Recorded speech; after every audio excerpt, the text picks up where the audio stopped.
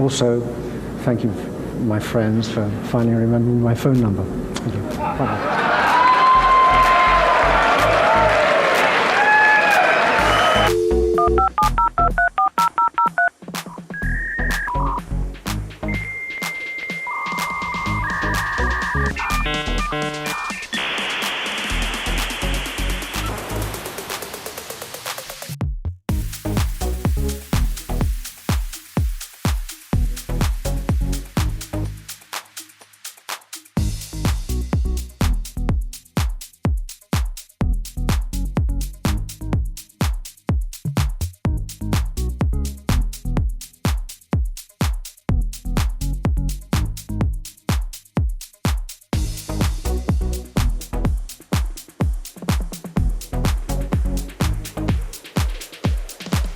Was the exclusion of John Paul Jones an obvious sort of... Shut up. No.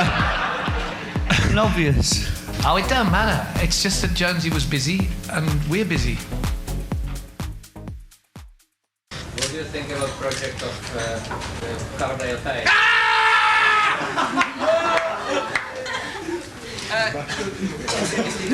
Coverdale Page.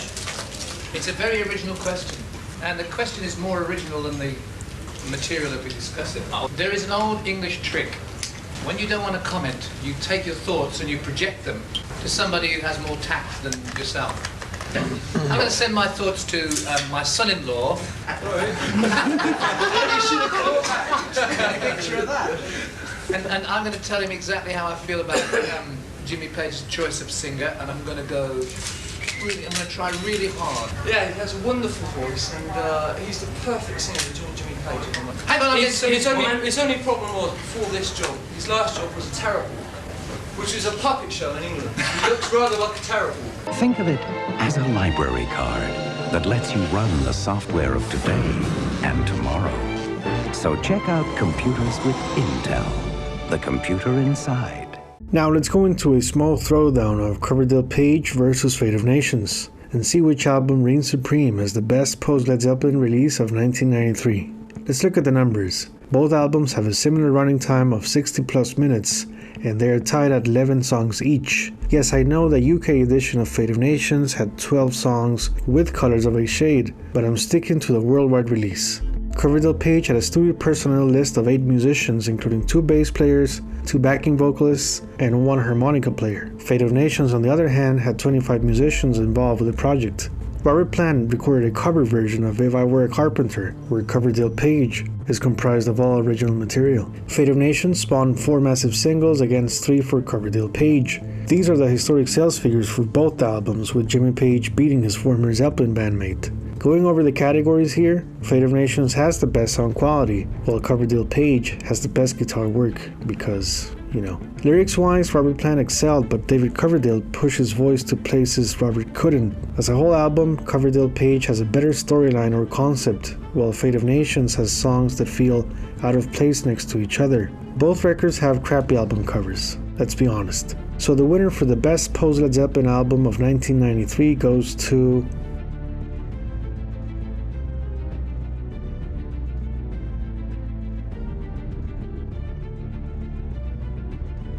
Been honored in Los Angeles. Tuesday, he was inducted into Hollywood's Rock Walk for his career achievements.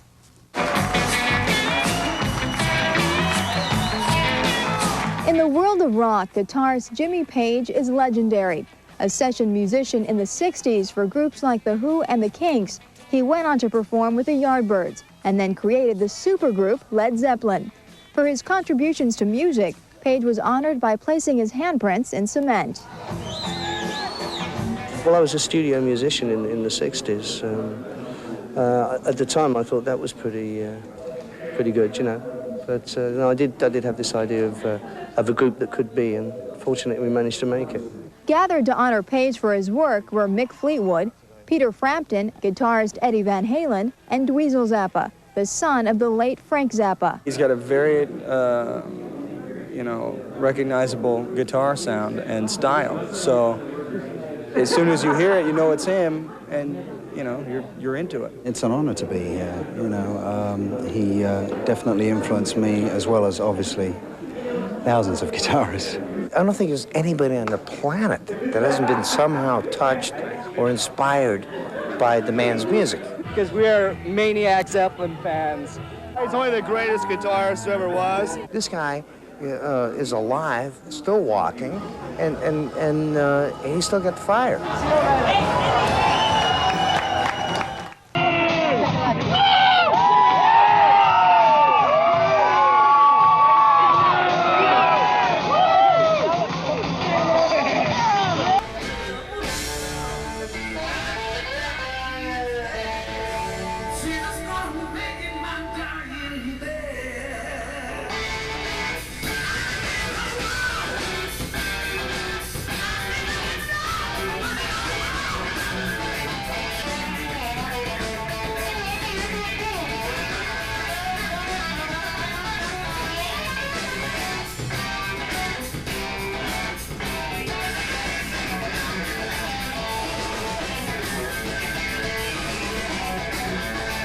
A small Coverdale Page tour was finally booked for December, so based on the events that preceded this, Jimmy Page was in the same room with David Coverdale, knowing he worked with Robert Plant again in 1994.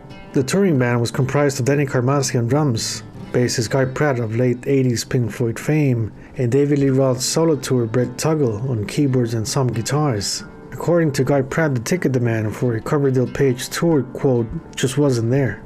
Coverdale said Jimmy's manager was silent and unenthusiastic after the album release. Rehearsal footage for the tour has Coverdale in Dangerous on Chartered Waters, playing Led Zeppelin's material. We hear glimpses of the Whitesnake world colliding, and the question grows stronger by the minute. Is this a good idea? While they recorded a great studio album together, bringing each other's famous planets to the table was not discussed back in 1991 when the whole thing started. And this, my friends, is the dividing line for the project.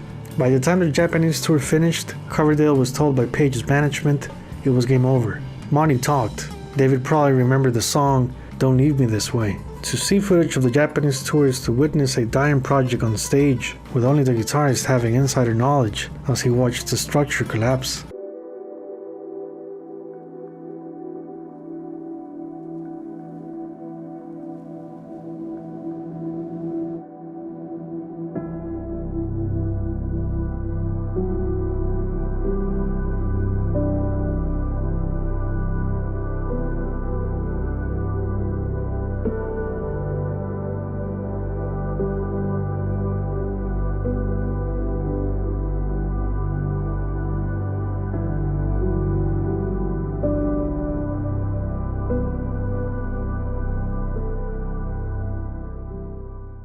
The tour was Jimmy's first time playing Japan since Led Zeppelin's run in 1972. A quick look at the average setlist for this 7-show series is fascinating. While they played 8 tracks from the Coverdale Page album, the real shock here is David Coverdale playing Led Zeppelin numbers Rock and Roll, Kashmir, In My Time of Dying, Black Dog, and Jimmy Page performing Whitesnake tracks Slide It In, Here I Go Again, and the heavily Zeppelin-inspired Still the Night. Fun fact, Kashmir and In My Time of Dying were technically live debuts of these songs in Japan by a Zeppelin member. Watching these guys tap into their personal musical offerings is like exciting heresy. It's electrifying, but nevertheless proves both rock promoters and Robert Plant were right in fearing this collaboration taking place. We can praise Coverdale Page all we want as the great album it is, but their live show setlist doesn't really work. You can tell something's off.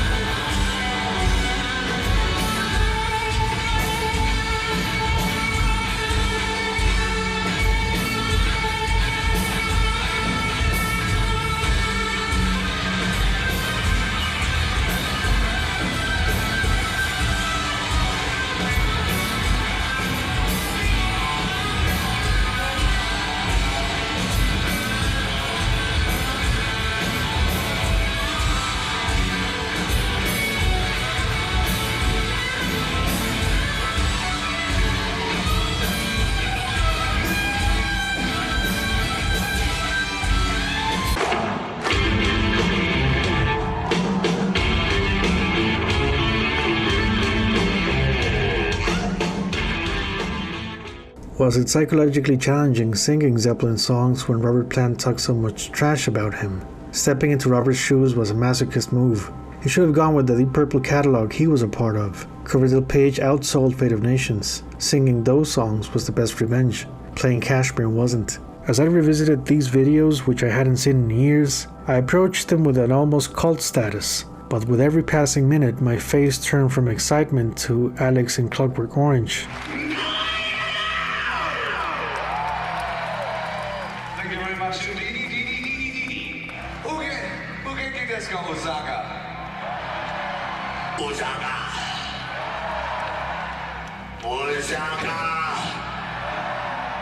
Well, fucking well. All right, Oscar.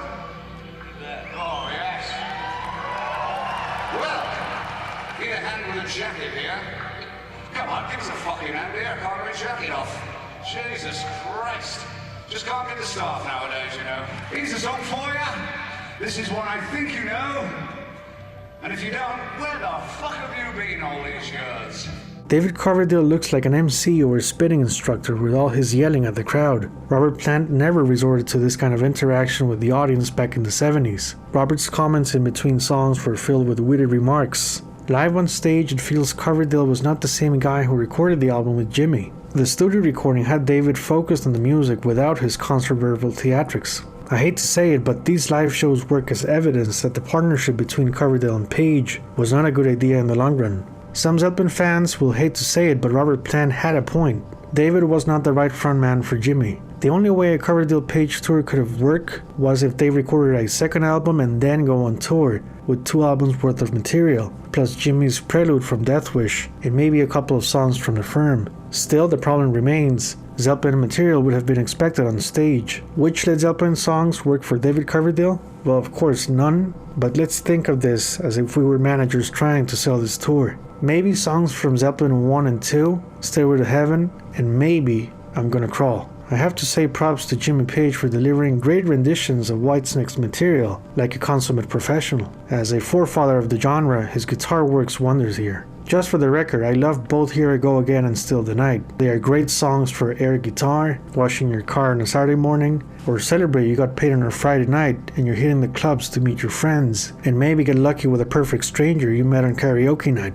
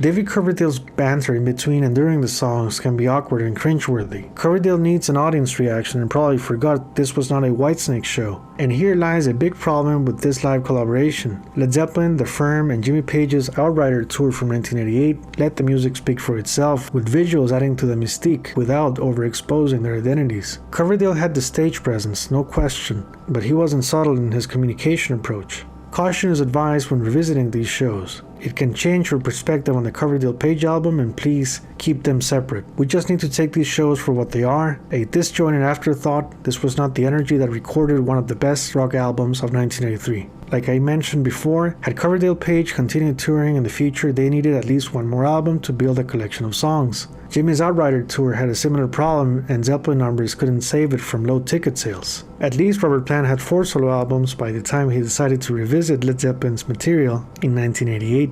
David had the Whitesnake catalog, but with all due respect, I'm sure audiences didn't want to see Jimmy perform these numbers over Led Zeppelin. Although I bet Japanese audiences were thrilled at having Jimmy Page back in their hometown, the overall impression of these shows is quite uneven. David Coverdale struggled with Robert Plant's low mid-range vocals, but was able to deliver high register on these Zeppelin numbers where Plant couldn't past 1973.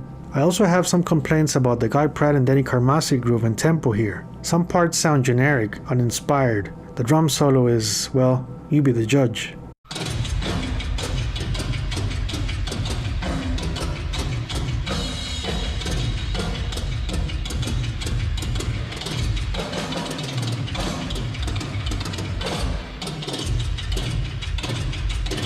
Okay, so what about the Coverdale Page material on stage? Was it good? Well, first off, Take a Look at Yourself has to be the worst song from these shows. They went for a sort of unplugged version that is just disappointing.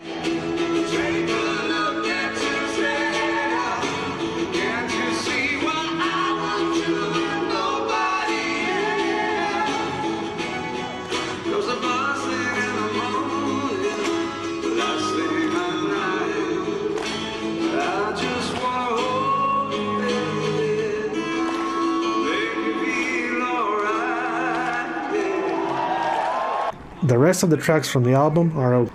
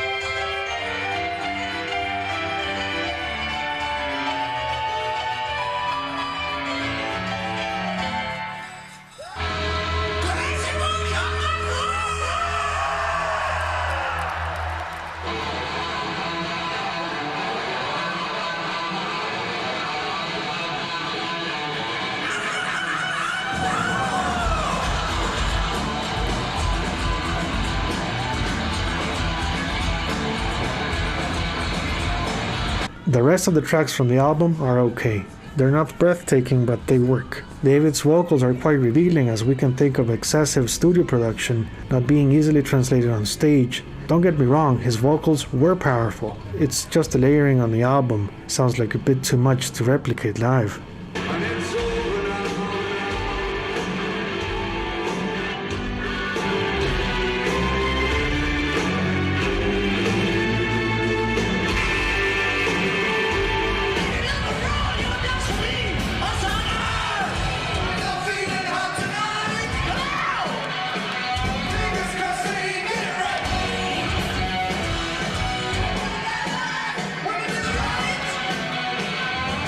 Feeling hot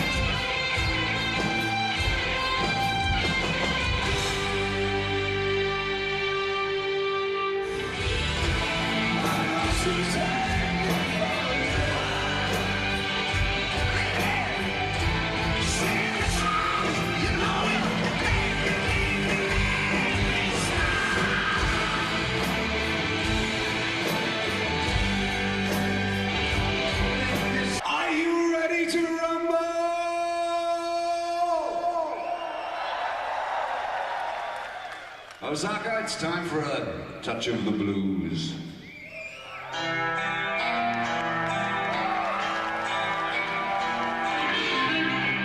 Take me when you need,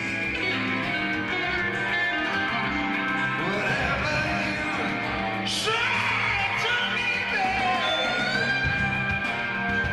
Makes my fool heart bleed. I don't wanna win, but I don't wanna lose.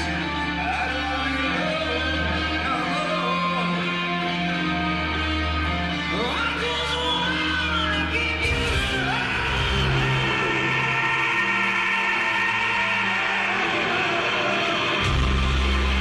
I just got to give you.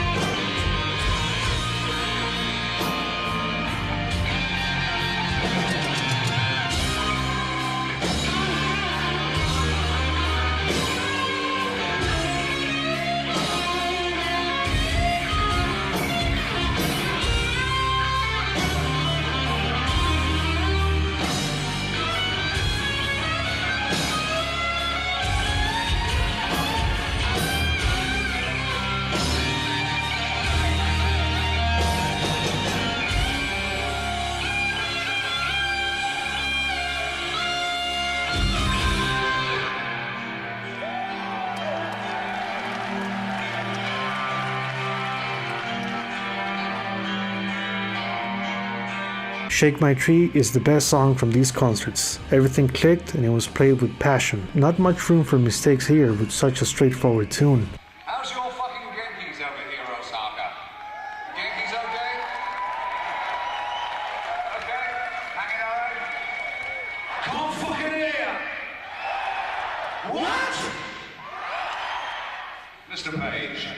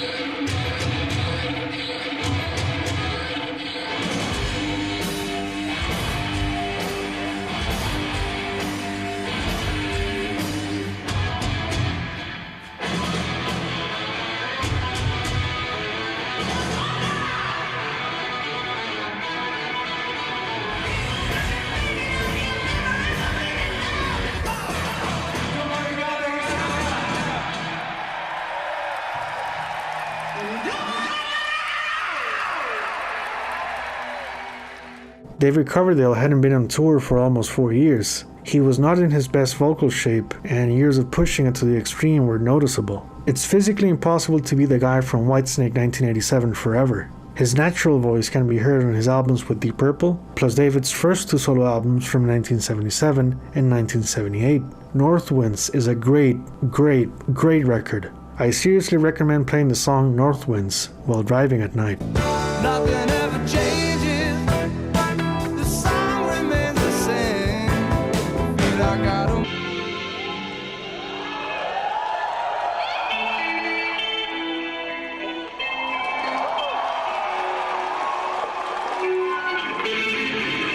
Jimmy's guitar chops were up to the task, his best since 1975. The only issue here is that because they took almost 2 years to record the album, I don't see Jimmy connecting with these songs on stage, never mind knowing it's over now. We don't know if he was thinking about 1994, Robert Plant, healing Zeppelin wounds from the past, making tons of money. Who knows, right? Listening to these shows was a painful experience, to be honest. I missed John Paul Jones here, and I missed Jason Bonham as well, who was getting better and better, plus understood the material. The more I watched these Japanese shows, the more I thought maybe Robert Plant did save Jimmy Page from future concert embarrassments and diluting his legacy, just because. Something about Jimmy playing Still the Night is disturbing. It looks like rock and roll purgatory. Plant also saved Whitesnake from disappearing, prompting Coverdale to slowly get his trademark business up and running again. In a way, Whitesnake fans should thank Robert for. Maybe Robert was the main highway, always going forward, with his old friend now back in the car, driving to a music session with an Egyptian orchestra. Like their 1975 travels through Morocco, the fate of Zeppelin nations lied within Page and Plant. Stay tuned for episode 5. Thank you, my dear patrons and PayPal supporters. Hold on to your seats. We're heading to 1994. Bye-bye.